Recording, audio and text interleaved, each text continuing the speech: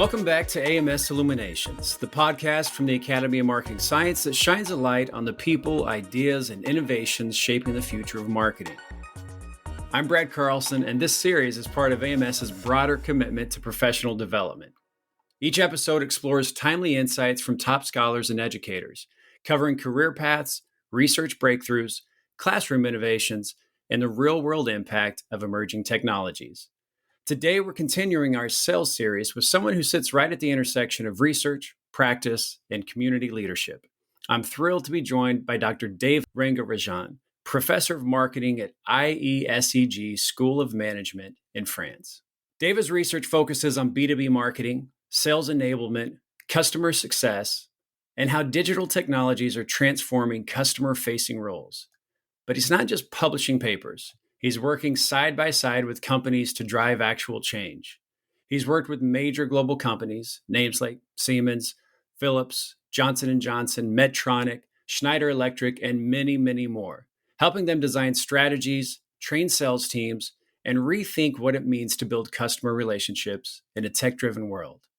In addition to all that, Deva is one of the sales circle leaders for the Academy of Marketing Science. Now, if you're not familiar, AMS circles are inclusive communities supported by AMS members who share common interests. The goal of each circle is to build connections and foster conversation around important topics for the academic marketing community.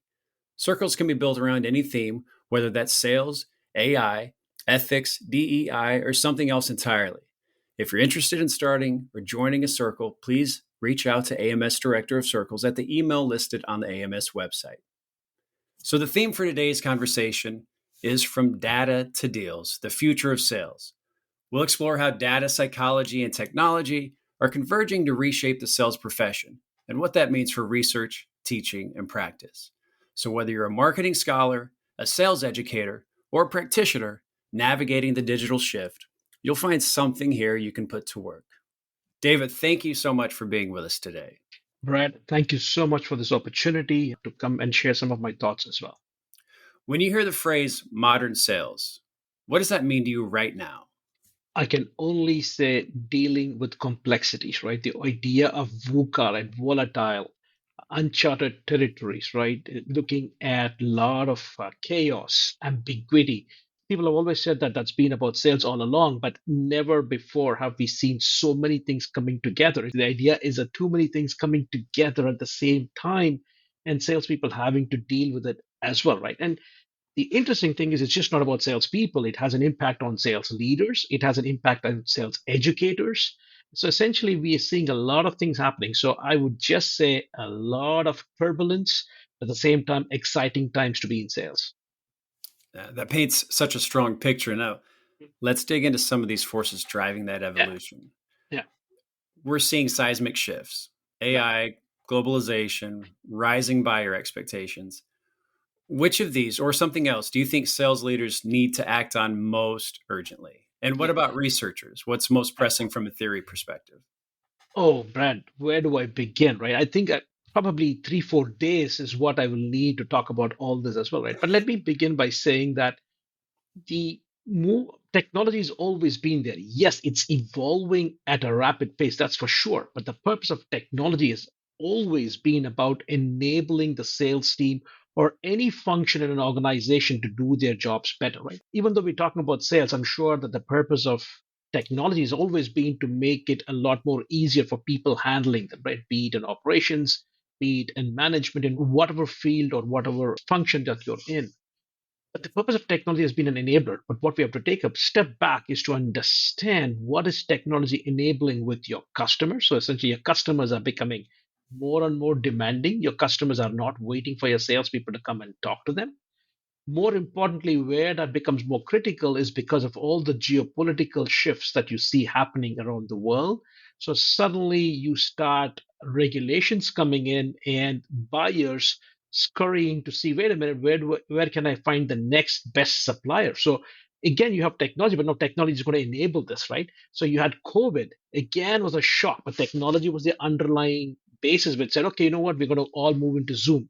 So you see the fact is that there's so many things happening simultaneously and everything is interconnected, right? Technology the one hand has helped us get through this, but the question now remains that if you take a look at AI, what part of technology is going to help us, and what part of it is going to maybe make certain parts of certain things what we do much more redundant, and how should we be prepared to deal with it? And that's something that nobody knows the answer exactly, right? Well, that raises a big question about what happens to trust when data and automation take center stage. So Absolutely. let's talk about trust and ethics. And how do you see those evolving as selling becomes more data driven and Yeah, predictive? indeed. So it's this trust at so many levels, right? So let me probably, if you just stick to technology, right? There's trust with the technology itself, saying that is the technology reliable, right? So, for example, they talk about the people in the IT field. When now I'm talking about IT field, information systems, information technology from our field. I'm not talking about people in practice. I'm talking about our colleagues in the other disciplines. Apparently, they do exist. So, it's like one of those things where they are talking about things like the black box problem, right? So, essentially, the idea is we've talked about it as garbage in, garbage out. So, the question is, you have these algorithms out there giving out, or churning out stuff that says, wait a minute, it's saying all these kind of predictions, or it's saying this is what you should be talking to your customers about. The question is, who wrote those algorithms? Where is it getting the data from? Is it correct? Are there errors in it? How much is the scope of the error there? So there's a trust to the technology itself. There's another part of it which has got to do with the trust in terms of, is this there for our good, or is it going to replace us, right? The trust and the fact that in this one, yes, I can trust the data, but what can I trust this to actually help me keep my job or maybe lose my job, right? And also, let's not forget that human beings are cognitive misers, which is the fact that we are not lazy. We want to use heuristics. We want to use something that's simple. Asking people to learn about new things, again, the question is, it's going to ask a lot of them. So the idea of trust is something that has to be earned, and I feel that we still have some ways to go in that. Right now, I'm only now talking about the supply, the sales side. Let's not even talk about the idea of the customers who now say, wait a minute, you are having access to my data. Correct. I remember a time when customers would push back on sales. And this is something that we would get when we would talk about training programs for companies, where they would say, hey, we're going to connect your machines. And they would say, wait a minute, that's my data that you're collecting. And you're going to come back and sell that to me. Right. It's almost like they're giving you the fuel and you're going to charge them for it as well. So essentially, it's incredible in terms of how you also have trust that needs to be built there. You're going to have a lot of things coming in, and the ethics part of it also becomes very important. Ethics from the viewpoint of, how am I going to share or make sure that the information that I gather from my customers is going to be safe, secure, is going to protect their interests, right? How am I going to make sure that if I'm using it within my own company, how will I make sure that the information that I gather about my own salespeople, I'm not going to use it to try and say, you know what, you guys or girls or human beings are not doing your jobs, I'm going to let you go. So there's so many things about ethics. So depending upon what you want to do, where you are, whether you're in a customer facing role or you're a manager, there's so many things that we need to talk about in terms of ethics and trust. Hopefully that answers your question, because again, this is such a vast area, but these are areas that I'm working on as well. Absolutely. And related to that, there's probably some concern about whether classic sales models are starting to crack under the pressure of this new landscape. So, as we think Mm, about models and methods and where the stress points, are there elements of traditional selling or negotiation that just don't hold up anymore? right. So the key is, certain things are changing, but if you go into the underlying aspects, sales is always going to be similar. That is, who's my customer? What does my customer want? How am I going to try to understand the needs of the client? How am I going to try and make sure that make my customer feel that what I have to offer to them is something that's going to create value for them? That has not changed. What has changed is the way by which I interact with them, right? So traditional ways of generating leads, things like that, those are changing, but you still have to generate leads. My feeling is parts of the sales process will change, but the methodologies will always be the same. That's my opinion. What about intuition? And Mm. obviously, Yeah. as AI evolves, it moves closer to things that might look like instinctual responses. Do you think, based on the advancements you've seen, is AI getting closer to being able to replace a kind of gut level judgment that experienced negotiators bring to the table? Not yet. And I will tell you why. That's again, this is my perception. I'm only going to restrict myself to the kind of things that I've seen and I've heard, right? One of the things, believe it or not, I was actually talking a couple of days to a company that sells medical devices, right? And I was talking to the sales leader about this idea of AI and what are they concerned about AI. And the first thing was they said the salespeople were becoming lazy and were beginning to not even have that instinct that tells them what is right or wrong. So the idea was that they would just fall back upon this as well. There's also a tendency not to question, right? So the idea was this was one of those kind of things. But in terms of even if you go in and essentially what you're talking about, and I believe the term that I'm beginning to talk about is sentient AI, right? So essentially, just when we wrapped our heads around automation and augmentation, they came with agentic, right? So if you take a look at Salesforce, is putting all its money on agent force, right?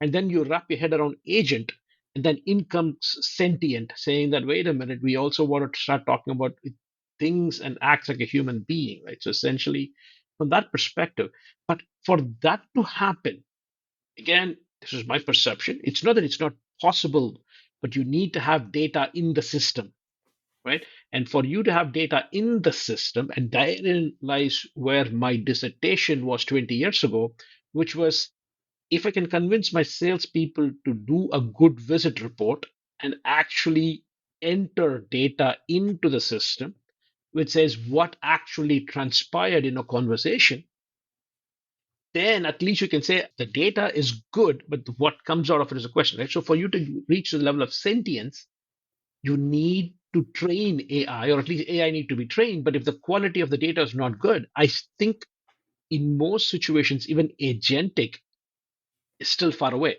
Where so essentially, I don't think we're there yet. So we will still need to rely on human beings. You work closely with both students and managers. Let's talk about perception. And in your experience, what do students or managers most often misunderstand about AI in sales? Got it. So most of the time, if you take a look at sales managers, right? So first of all, for sales managers, it depends upon two kinds of companies, right? There are two kinds of sectors. There are people in the high tech SaaS space, right? That's software as a service space, where they talk about things like GTM, that stands for go to market, right? The go to market strategies, and they talk about technologies and different kinds of AIs. They are probably more AI literate. But I talk to a bunch of organizations where they mostly still talk about ChatGPT. They still talk about how to use certain aspects of ChatGPT to write an email. I'm not kidding. This is as of last week, talking to some sales managers. It's not like it came out from before. And these were companies that make cranes, industrial machineries, medical devices, and stuff like that. It's actually a research project that we're working on right now, looking at the readiness of sales managers for AI. Right. So there's even a divide there.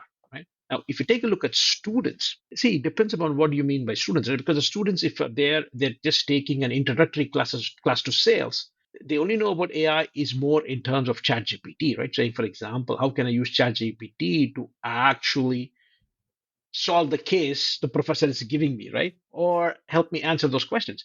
Again, as I said, the onus, the responsibility is on us as faculty to try and come up with those kind of exercises that makes it valuable for them to explore what is possible, right? How would you define psychological resourcefulness and what can companies do to cultivate it in their sales teams? An average salesperson is dealing at least if a small sized organization between 5 or 6 applications that they have to open on top of all the things that they do, right? Just to give you an idea.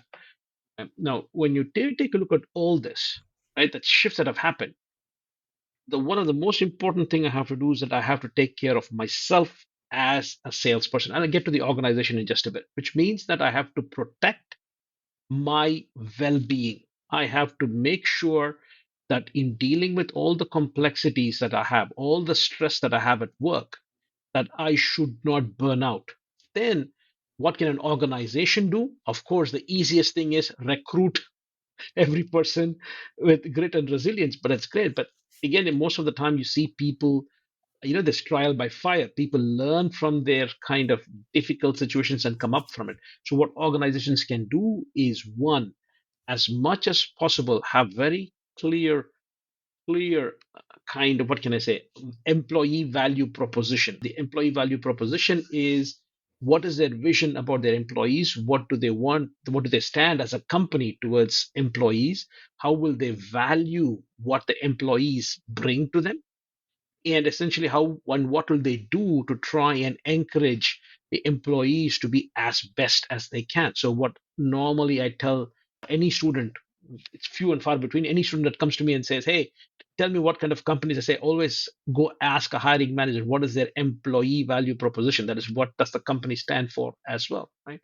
And then, of course, how does this manifest itself? Of course, there is years and years. So, for example, companies spend a lot of money on this great place to work. I'm sure you've heard of these kind of great place to work. So, this company was say, this is the great place to work. The idea is, if you go and work there, you are going to be at least content and satisfied for the most part, right? That's, you have that, right? So before we wrap, I want to Mhm. give you some space to share what you're working on right now. So, what Indeed, indeed. sales, marketing, B2B topics are you currently exploring, and why do you think they're so important today? So there's one topic which I'm absolutely delighted to be working on. One project which we are looking at, which is absolutely fascinating, is how is sales evolving in Africa, right? This is something that if you try and take a look at it, there's not a lot of research which takes a look at Africa as where you get the data from, right? So we're finding, we just did some things, we did some qualitative research, we're working on it as well. So that's something that we're taking a look at. The second thing which we're looking at is DEI. Again, DEI is very, very interesting, but we're not looking at DEI in, for example, in the United States or in Europe. We're looking at what does DEI mean, for example, in a country like Brazil, for instance, right? Or if you're looking at DEI in a country like India or Korea or Africa, where there's no, yeah, there is a different kind of diversity in there, and essentially equity is also going to be different.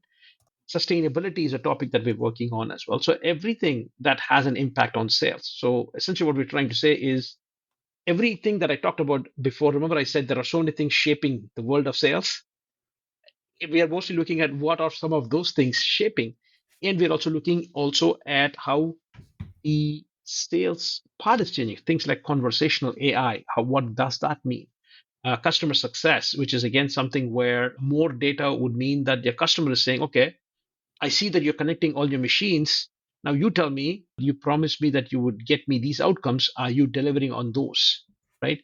The move towards subscription based models. So these are some of the topics that I'm working on. Those sound very interesting, and I look forward to seeing them in print soon. I hope so too. Yeah, that makes it two of us. We've reached that point in our conversation where it's time to start wrapping things up. So, we want to end with something we like to call the lightning round. Yeah. So I'm going to ask you three questions. And for each Oh, wow. question, you'll have 60 seconds to respond. No Okay. pressure, just go with your gut. So Absolutely. Yes. let's start here. Hmm. What's one AI application in sales you're genuinely excited about? Something you think could really move the needle? Conversational analytics, part of revenue enablement. Yes. Conversation analytics is actually analyzing conversations and looking at sentiments and seeing if we can use that to analyze the quality of every conversation and see how we can use it to improve future conversations. Excellent. All right, now let's flip the coin. Yeah. What's one ethical pitfall or unintended consequence of AI in sales that worries you most? Unethical, well, what impact it'll have on how you're going to use AI. Again, you should be very careful. I do not want to get political here. I think, hey, if you've seen the movie Wall-E, again, it's a great movie. You should see a turn in Wall-E where you actually see where you're reaching a stage where technology has made everybody wealthy. So essentially, some kind of universal salary for people. You know what I mean? Universal income for everybody.